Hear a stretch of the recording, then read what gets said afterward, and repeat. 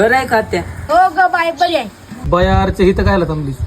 अयो तुला ती आत्या म्हणते. अगो बाबा आरचे आले, आरचे ट्रॅक्टर घेऊन आले. हा तू पाटलाचीच ना?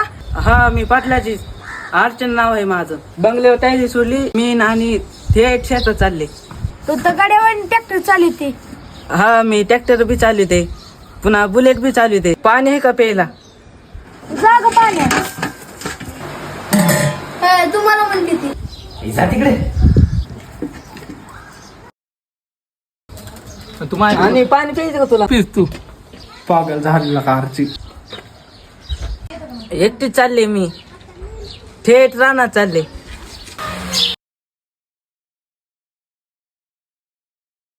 चला येऊ का आत्या?